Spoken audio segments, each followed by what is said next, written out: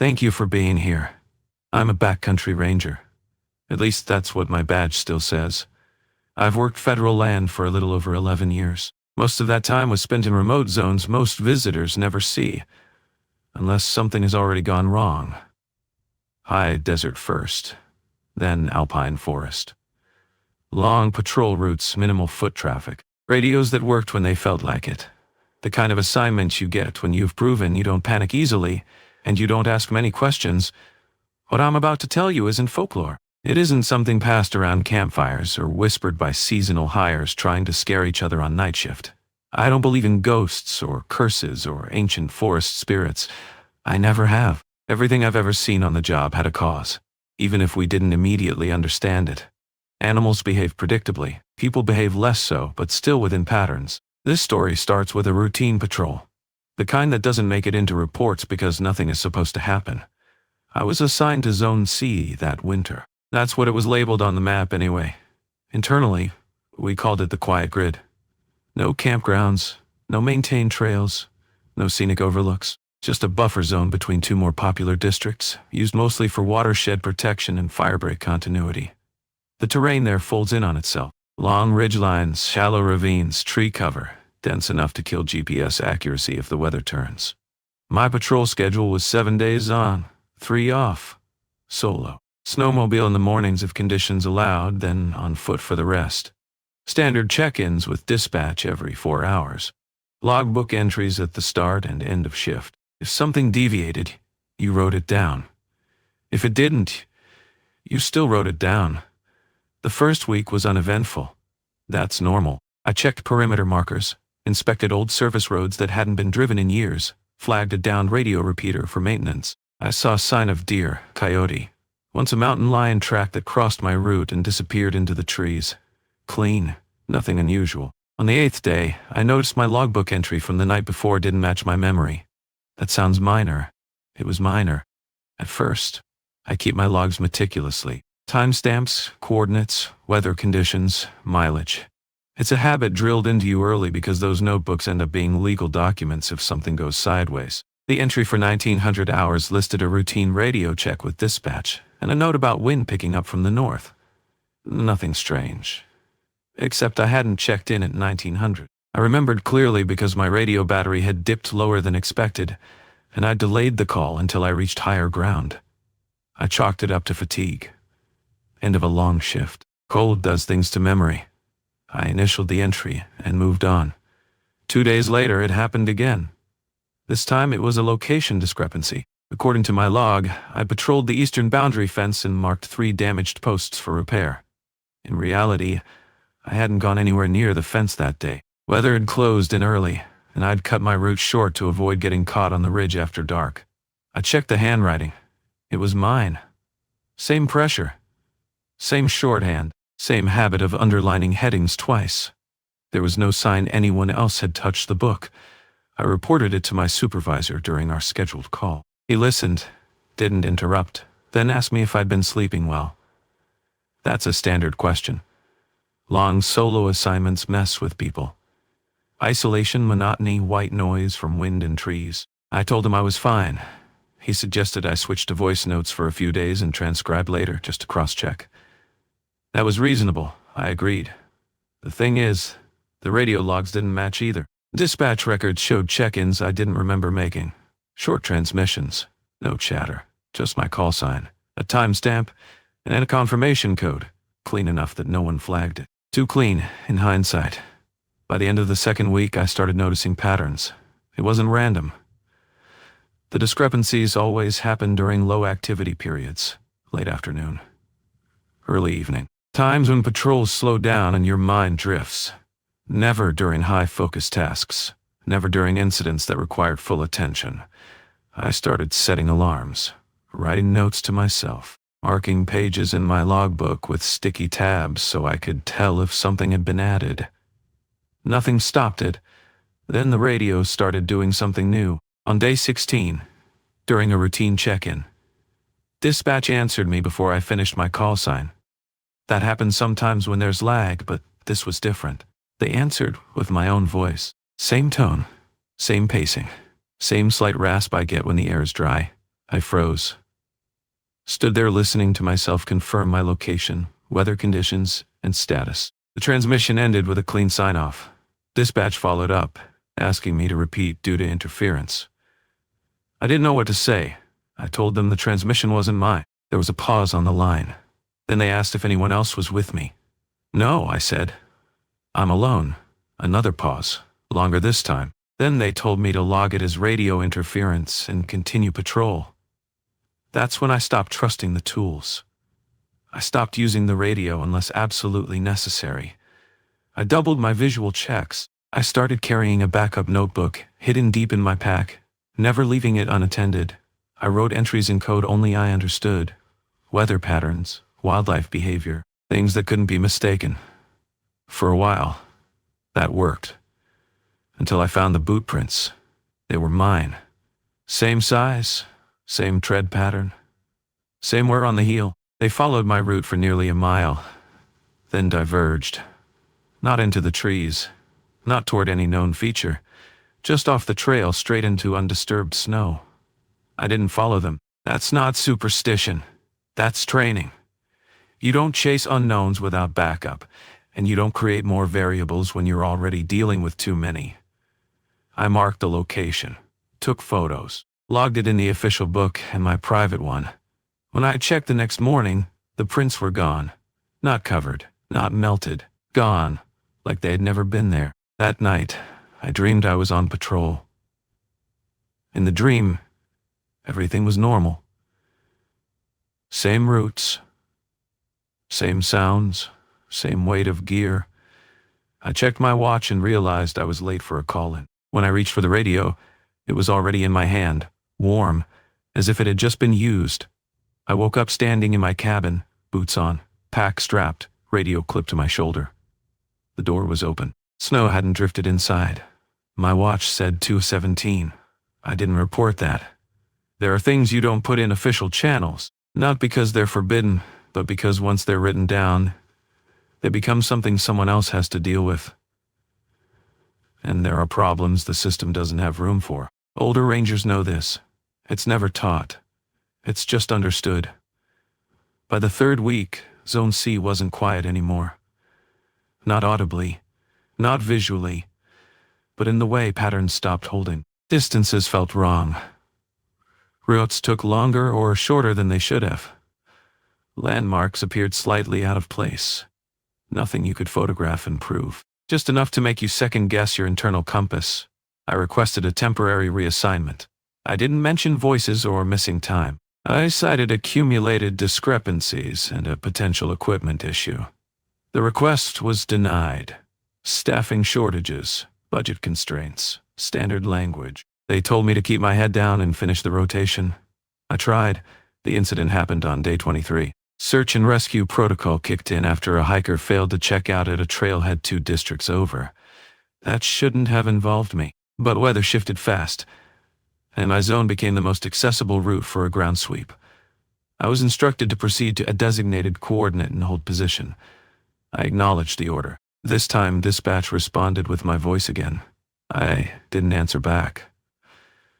When I reached the coordinate, there was already someone there, standing in the trees, back turned, same uniform, same pack, same posture I've seen in mirrors and photos 1,000 times. I didn't approach. I didn't call out. I logged the location. I marked the time. I did exactly what training tells you to do when something doesn't fit. I observed, I documented, and I waited. The figure never turned around. After 10 minutes, my radio crackled. Dispatch asked for a status update. I replied. This time, the voice that came back wasn't mine. It said my name. And it said it the way people do when they already know the answer. I didn't file a report on what I saw at that coordinate. I marked the area as cleared and held position until they released me. When I returned to the cabin that night, I checked both notebooks. The official log had a full entry already written. Timestamps, weather, status, all clean, all wrong. My private notebook was still blank. That's when I realized something important. Whatever was happening wasn't just following me. It was staying ahead of me. I started changing routines in small ways. Nothing dramatic. I altered patrol order, took breaks at irregular intervals, swapped which hand I carried my radio in. The kind of micro adjustments you make when you're trying to see if someone else is reading your moves. The discrepancies adjusted with me. If I delayed a check-in, the log showed the delay accounted for. If I skipped a route entirely, the entry reflected that omission. It wasn't guessing. It wasn't filling in blanks. It was tracking decisions. That's when one of the unwritten rules surfaced in my mind. No one ever says it out loud, especially not to new hires, but everyone learns it eventually. If the land starts acting like it knows you, stop trying to test it. Older rangers don't phrase it that way. They'll say things like, "Don't overwork a quiet zone," or "Don't force a pattern where one doesn't want to exist." It sounds like superstition until you've been out long enough to notice how often the advice keeps people alive. I broke that rule. On day 25, I deliberately falsified a log entry. Just one. I wrote that I'd patrolled the southern ravine and returned early due to equipment malfunction. In reality, I went north, deep north, past my assigned grid, into an area that wasn't technically closed but hadn't been logged in years. No radio, no check-ins, no trail. The terrain there is uneven in a way maps don't capture. The ground dips and rises subtly, throwing off your sense of distance. Trees grow closer together. Sound doesn't travel the same. Your own footsteps feel muted, like the snow is absorbing more than it should. After 3 hours, I stopped and checked my watch. I'd been walking for 90 minutes. I don't mean it felt longer. I mean the math didn't work. Pace, terrain, load weight, none of it lined up. I turned around and headed back the way I came. It took me 6 hours to return. By the time I reached the edge of my grid, dispatch was calling my name. Not my call sign. My name. Repeatedly. Their voices sounded strained, clipped. When I answered, they told me I'd missed 4 check-ins and triggered an internal escalation. A supervisor was already en route. I asked them what time it was. There was a pause. Then they told me. I checked my watch again. It matched. The problem wasn't missing time. It was compressed time, like something had folded the route inward. When my supervisor arrived, he didn't ask where I'd been. He asked if I'd crossed the north boundary. I didn't answer right away. He took that as confirmation. He told me quietly that Zone C wasn't supposed to be worked the way we worked it. Not anymore. That years ago, after a series of incidents that never made it past internal review, they'd changed how assignments were handled. Short rotations, minimal personnel, no overlapping patrols, no deviations unless absolutely necessary. I asked him why no one told me. He looked tired, he said, because if you tell people what to look for, they start seeing it. That night, he took my official logbook, said it needed review. He didn't touch my private notebook. I don't think he saw it. The next morning, my reassignment came through. Immediate transfer to a different district. Lower elevation. Higher traffic. A place where patterns behaved. Before I left, I did one last walk around the cabin. I checked the door. The radio charger. The wall where I'd marked days with pencil lines. There was an extra mark. One more than there should have been. I didn't add it. As I drove out, I passed a trailhead sign I'd seen 100 times before. Someone had carved something into the wood beneath the map. It wasn't words, just a series of shallow lines like tally marks. They were uneven, clustered in groups. I counted them without meaning to. There were as many as days I'd worked Zone. See, I didn't look back. I thought that was the end of it. I was wrong. I stayed in the new district for less than 2 months. On paper, the transfer was a success. No incidents, no discrepancies. Clean logs, predictable terrain. I worked day patrols, supervised seasonal staff, handled lost tourists and the occasional medical assist. The kind of work that reminds you why the system exists in the first place. But something had followed me. Not in a way you could point to. Not footprints or voices or missing time. It was subtler than that. A residue. Like static after a storm. I noticed it first in the radio traffic. Calls overlapping in ways they shouldn't. Dispatch repeating information I hadn't requested yet. Once, during a routine status check, I heard my call sign used to clear an incident I wasn't assigned to. When I questioned it, they said the transmission had come from my unit ID. They pulled the logs. Everything checked out. I stopped arguing. That's another unwritten rule. If the system shows consistency, you don't insist it's wrong. You start watching instead. That's when I realized the pattern wasn't tied to Zone C anymore. It was tied to me. I began keeping time in ways that didn't rely on devices. Sun position, shadow length, the feel of fatigue in my legs. I marked days mentally by routine rather than date. Breakfast, patrol, lunch, debrief, sleep. As long as those stayed in order, I could ground myself. Then the dreams came back. Not every night. Just often enough to matter. Always the same structure. I was on duty. Something minor was off. A gate unlocked that should have been secured. A trail marker facing the wrong direction. A logbook entry written in my handwriting that I didn't remember making. In the dreams, I always noticed. I always tried to correct it. I never succeeded. I woke up each time with the same sensation, that something had already accounted for my reaction. About 6 weeks after the transfer, I got a call from my old supervisor. Not through official channels. Personal phone. That alone told me something was wrong. He asked me if I'd been sleeping. I asked him if anyone had been reassigned into Zone C. He didn't answer right away. Then he told me a seasonal hire had gone missing. 23 years old. Good physical condition.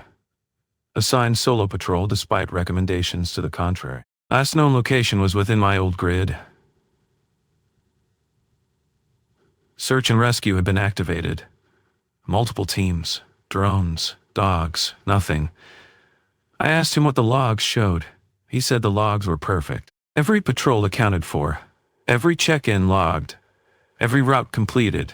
According to the records, the ranger had finished his rotation and checked out on schedule. There was even a final entry in his logbook, written in his handwriting. Signed. The problem was that the body was never found. I told my supervisor what I'd seen at the coordinate. The figure in the trees. The voice on the radio. I kept it clinical. No speculation. No conclusions. Just observations. He listened. Then he asked me if I remembered the tally marks at the trailhead. I did. He told me they were gone. 2 days later, I was contacted by internal review. Not disciplinary. Not exactly. They framed it as a wellness check. Asked about stress levels, sleep patterns, whether I'd experienced dissociation or memory gaps. I answered carefully. At the end of the call, they told me I was being placed on administrative leave pending evaluation. Standard procedure, full pay, no field duties. I didn't argue. Being off the land should have helped. It didn't. Without patrols to anchor my days, time became slippery again. I'd sit down to read and look up hours later without remembering what I'd read. I'd find notes on my phone I didn't recall writing, reminders set for times that had already passed. Once, I found my boots by the door, damp with snow. It hadn't snowed in days. That's when I understood another rule. One that never gets written because acknowledging it would break too many things. If something learns your patterns well enough, it doesn't need the place anymore. It can carry you with it. The call came just after midnight. Search and rescue had found something in Zone C. Not a person. Evidence. Equipment. A radio. My radio, serial number matched. Logged as still assigned to me even though it was sitting on my kitchen table when I checked. They asked me to come in, not as staff, as a witness. When I arrived, they laid everything out on a metal table. The radio, a pack, a jacket, all standard issue, all worn in ways consistent with extended use. Snowmelt stains. Snowmelt stains. Abrasion? Familiar damage. Inside the jacket pocket they found a notebook. Not the official one. Mine. The private one I'd kept hidden. The one I was sure no one else had seen. I opened it with shaking hands. The entries continued past the day I'd left Zone C, detailed patrols. Routes I'd never walked. Observations I couldn't remember making. Pages and pages of handwriting identical to mine, documenting weeks I had no memory of living. The last entry was short. It noted a successful handoff, a completed rotation, and a recommendation that the zone remain lightly staffed to avoid further complications. There was no signature, Just a mark. One extra line. I handed the notebook back without saying a word. They didn't ask me to explain it. That's how I knew they already had their own version of the story. And I wasn't in it the way I thought I was. I went home that night and locked the door. I set alarms. I stayed awake until morning. At sunrise, my phone buzzed with a notification. A scheduled reminder. One I didn't remember setting. It said, "Check in. You're late." I turned the phone off. I haven't gone back into the field since. Officially, I'm still on leave. Unofficially, I have been advised to stay put, limit travel, and avoid remote areas. They never say why. Sometimes late at night I hear radio chatter through the walls, faint, muffled. My call sign drifting in and out of static, always reporting clear conditions, always ahead of schedule, and always somewhere I'm not. I stopped sleeping after that. Not completely.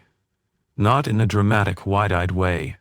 I would drift for minutes at a time, sometimes an hour, but never long enough to sink. The moment my body started to let go, something in my head would pull me back. A sense of obligation. Like I'd forgotten to clock out. I started keeping lights on at night, not because of fear, but because darkness made it harder to tell whether time was moving forward or looping. In the light, I could watch the second hand on the clock sweep. I could prove to myself that moments were passing. Even then, there were gaps. I'd find the kitchen light off in the morning. The chair moved. The front door unlocked. Nothing stolen. Nothing broken. Just small signs of use. As if someone with my habits had been moving through the space efficiently, without hesitation. I set up a camera in the living room. Nothing fancy. Motion activated. Local storage. I checked it every morning. For 3 nights, it showed nothing. Empty room. Stillness. On the 4th night, there was footage. At 2:41, the camera activated. The timestamp glitched for a fraction of a second, then stabilized. The room was empty. The light was on. Nothing moved. The clip ran for 12 minutes. At 2:53, the camera shut itself off. I reviewed the file metadata. According to the system, nothing had triggered it. That same morning, I received an email from HR. Polite. Neutral. They wanted to schedule another evaluation. Routine follow-up. I didn't respond. I packed a bag instead. Not to run. Just to be ready. Another habit you learn in the field. You don't wait for instructions when conditions are unstable. You prepare. I laid everything out on the bed. Clothes, documents, the boots, the radio. Still on the table where I'd left it, battery removed. I hesitated, then packed it too. That was a mistake. The moment I closed the bag, the radio crackled to life.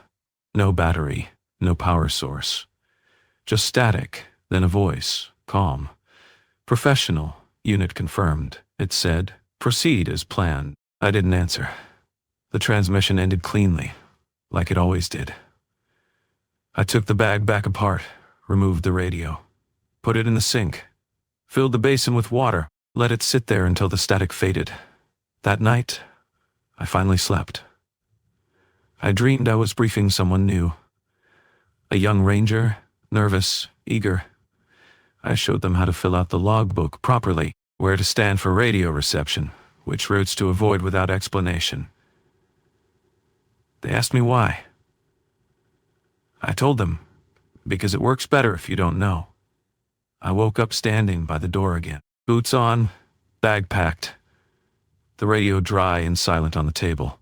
I didn't leave. The next day I drove to the district office without telling anyone. I walked past the front desk, down the hallway, into the records room. No one stopped me.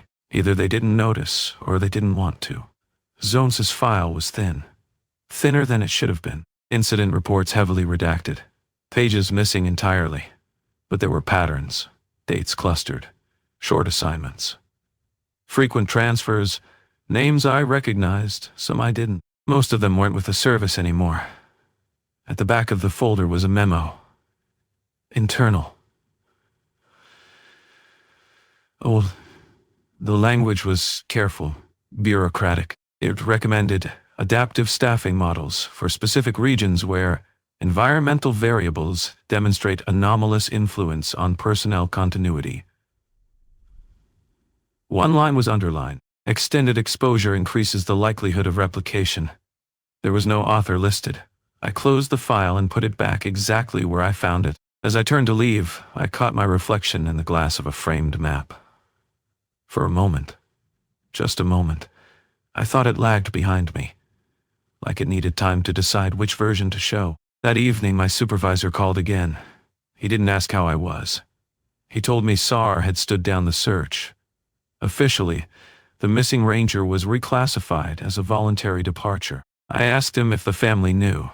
He said the family had been given a version they could live with. I didn't push further. Before we hung up, he said something I hadn't heard from him before. "Whatever you're doing," he said, "keep doing it. As long as you stay where you are, it seems stable." "Stable for who?" I asked. He didn't answer. "I still live in the same place. I don't travel. I don't camp. I don't go anywhere without a clear line of sight to other people. Even so, there are days I lose. I'll look at the calendar and realize a week has passed without memory, or I'll hear about a weather event I don't remember experiencing. Once I found a fresh ranger patch sewn inside my jacket lining, not visible unless you knew where to look. It wasn't from my district. Sometimes I think the rotation never ended, that I handed something off without realizing it, or that I'm the part that stayed behind because it couldn't be placed anywhere else. The radio chatter has become more frequent, clearer, more confident. Last night I heard a transmission come through loud enough that I could make out the location. Zone C active patrol, conditions normal. I don't know how many of us there are now. I don't know which one I am. I just know that somewhere, a logbook is being filled out perfectly. And as long as it is, the system will say everything is fine. I started writing things down again after that. Not logs, not reports, just statements, simple sentences, facts I could verify in the moment. I'm in my apartment. It is daylight. My phone is on the table. I'd read them out loud before moving on to the next task.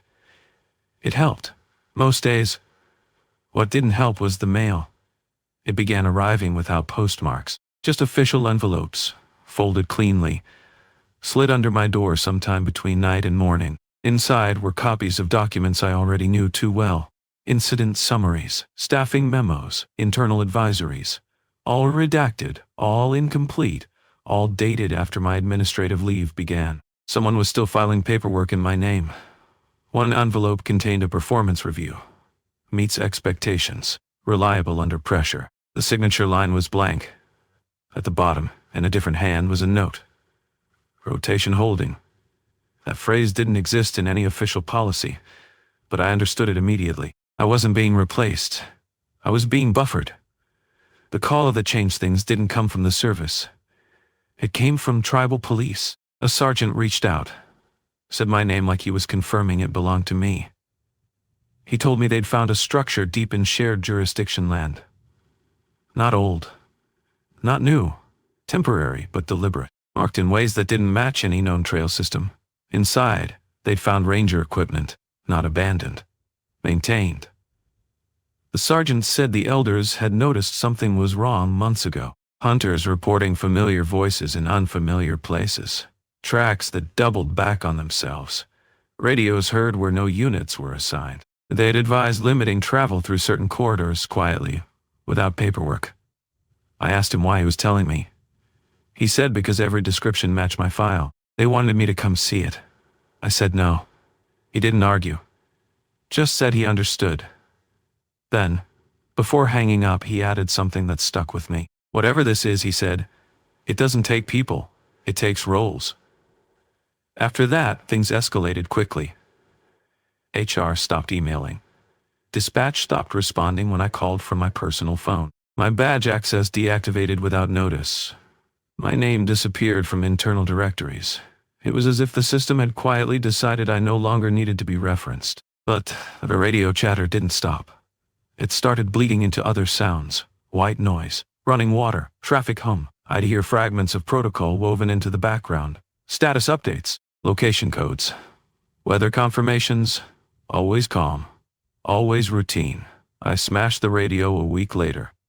Took it apart piece by piece, snapped the antenna, cracked the casing, threw the components into separate trash bins across the city. For the first time in months, the static stopped. I slept for 6 hours straight. When I woke up, my phone was gone. In its place on the nightstand was my old logbook. The official one. Clean, intact. I opened it. The final entries weren't about Zone C. They were about me. Observations of behavior. Sleep disruption. Resistance to reassignment. Difficulty disengaging from duty. Notes written with professional detachment, as if I were a subject, not the author. The last page was a recommendation. Subject: demonstrates increasing difficulty remaining anchored outside active zones. Continued exposure inadvisable. Consider permanent separation. There was a checkbox beneath it.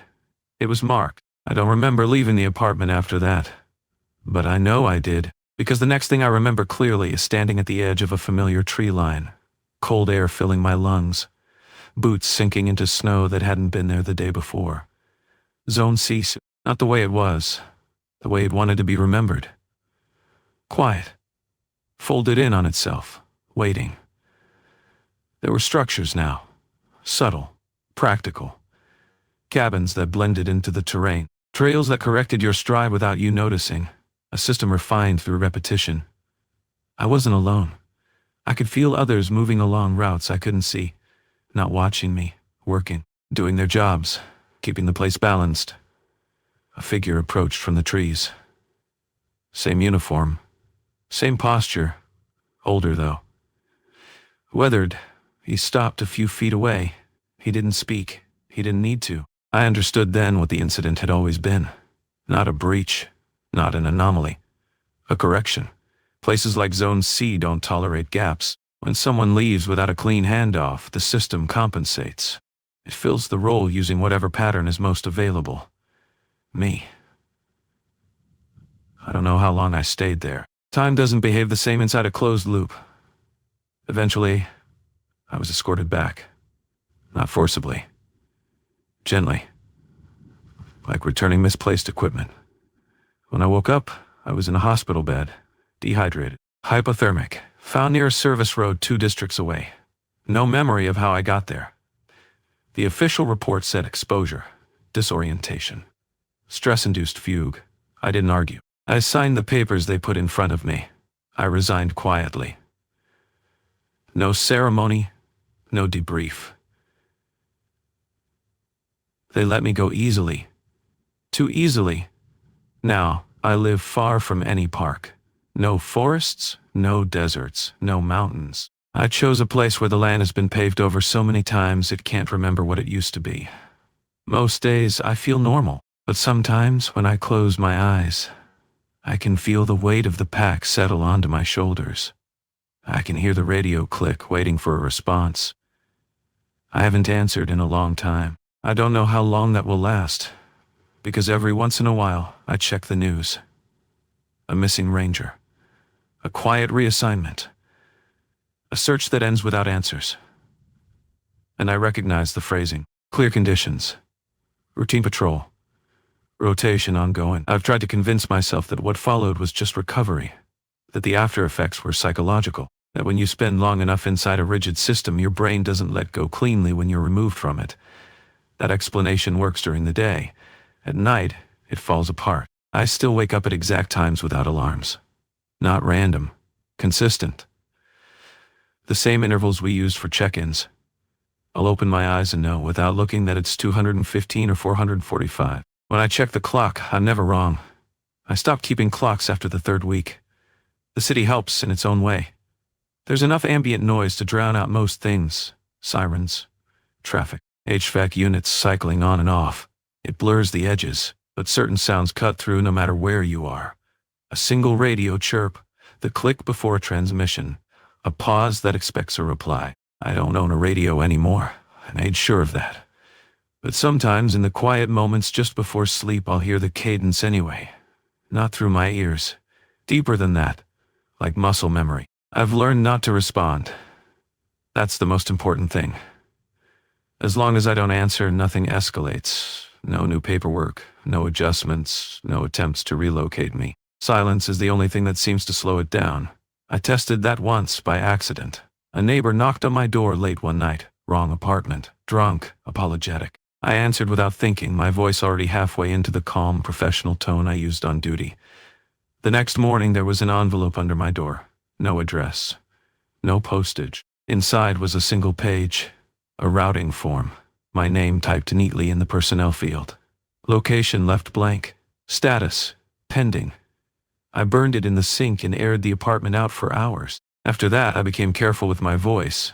Short answers. No authority. No confidence. I avoid sounding like someone who knows what to do. You'd be surprised how much of your identity is wrapped up in that. I've also learned to avoid certain places without consciously planning to. Trailhead signs. Topographic maps. Even nature documentaries. Something about the way those images are framed makes my chest tighten, like I'm about to receive instructions. Once I flipped past a program about national parks and felt my phone vibrate in my pocket. There was no notification. Just a vibration. A reminder. The closest I've come to slipping again was 3 months ago. I was walking home when I saw a man standing at the edge of a construction site. Hard hat, reflective vest, clipboard tucked under one arm. He wasn't doing anything wrong, just standing there, watching the flow of people. But the way he stood, weight balanced, attention distributed, eyes tracking movement without fixing on any one thing. It was familiar. He noticed me noticing him. Our eyes met. For a split second, I felt it. The pull. The sense of alignment, like two parts of the same system recognizing each other. He smiled, polite, professional, then he nodded once and turned away. I went home a different route and didn't sleep that night. I think that's when I finally understood the scope of it. Zone C wasn't unique because of where it was. It was just an early test case. A place remote enough that adjustments wouldn't draw attention. A place where roles could be refined quietly. What mattered wasn't the forest, or the snow, or the terrain. It was the structure. Any system that relies on routine, authority, and unobserved continuity can be shaped. Parks, roads, utilities, even cities. Anywhere people rotate through roles without looking too closely at who's filling them, as long as the checklists get completed. As long as the logs stay clean. I don't think this thing, whatever you want to call it, has intent in the way people do. It doesn't hunt. It doesn't stalk. It doesn't get angry. It corrects. When someone steps out of line without a proper transition, it fills the gap. When someone stays too long, it prepares a replacement. When someone resists, it waits. That's why it doesn't chase me. I already did my part. There are days I wake up feeling lighter, like something has loosened its grip. On those days I almost forget. I'll laugh at a joke, make plans, think about the future. Then something small will happen. A form autofills my name when I didn't type it. A calendar reminder appears without context. A stranger thanks me for keeping things running. I correct them, of course, but they always look confused. Like I've just denied something obvious. I don't tell people this story to warn them away from the parks. That's not how it works. Avoidance doesn't protect you. Someone has to be there. Someone always will be. I'm telling it because systems remember the people who fit too well. If you've ever worked a job where the rules mattered more than the person following them, if you've ever been praised for being reliable, adaptable, easy to slot in, if you've ever felt proud that things didn't fall apart when you were around, pay attention to how often you're replaced without ceremony. Pay attention to whether the handoff ever really happens. And if you start to feel like your role could continue without you, like the paperwork would still get filed, the radio would still get answered, the patrol would still be completed, make sure you leave cleanly, because if you don't, something else will finish the shift, and it will do it perfectly. I thought that was where it would end. A confession, a warning, something you listen to once and then forget, because it doesn't fit neatly into the world you move through every day. But the system doesn't end things cleanly. It just tapers them until they're quiet enough to ignore. About a month ago I received a voicemail. No missed call, no number. Just a notification that a message existed. The audio quality was poor, like it had been recorded too close to the mic. Wind noise underneath. Breathing. Then a voice. Steady, practiced, unmistakably trained. Mine. It recited a status update. Location obscured. Weather clear. No incidents to report. The timestamp embedded in the file placed it in the early hours of the morning, 3 time zones away from where I live. At the end of the message, there was a pause. Then a second voice came on. Older. Rougher. Someone I didn't recognize. Rotation confirmed, it said. Anchor holding. The message deleted itself after playback. I sat there for a long time after that, not panicking, not even afraid, just tired in a way that sleep doesn't fix. That's when I realized the mistake I'd been making all along.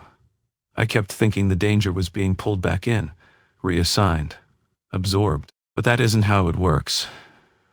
I was already inside. Not physically, not geographically. Structurally, I still think like a ranger.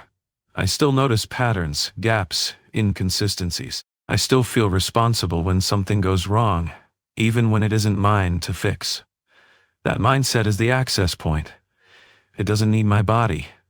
It doesn't need Zone C. It just needs the reflex, the instinct to step in when order falters. That's why the reminders keep coming. Why the paperwork still finds me. Why my name hasn't fully disappeared. And I'm not active duty anymore. I'm contingency. I've taken steps to reduce the risk. I avoid responsibility where I can. I let things stay broken longer than feels comfortable. I don't volunteer. I don't correct strangers when they're wrong. I let systems wobble without bracing them. It goes against everything I was trained to do. But it's working. The messages are less frequent now. The radio chatter has faded back into static. Days pass without reminders. Weeks, sometimes. Still, I know better than to believe I'm free. Systems like this don't forget resources. They just shelf them until conditions change. If you're listening to this and wondering why it sounds so calm, why I'm not begging or warning or shouting, it's because panic would imply urgency. There isn't any. This thing has time. It always has. So do I. As long as I stay unremarkable. As long as I don't step into gaps that aren't mine. As long as I resist the urge to be reliable. If one day this recording cuts off suddenly, if there's no ending, no resolution, no closure, you'll know what happened. Not because something came for me, but because somewhere, something needed to keep running. And I fit. I don't expect you to believe this. Most people won't. They'll hear it as a story, file it away, and move on. That's fine. That's how systems survive scrutiny, by sounding ordinary enough to ignore. I'm not asking you to look for signs. I'm not asking you to avoid places or distrust your tools. I'm not even asking you to remember me. Just pay attention to how easily things continue without explanation. Pay attention to how often silence is treated as confirmation. And if one day you find yourself filling in a gap you don't remember agreeing to, answering a call that wasn't meant for you, keeping something running because someone has to make sure you know how to leave. Because the work doesn't stop when you do, and it never forgets who fit.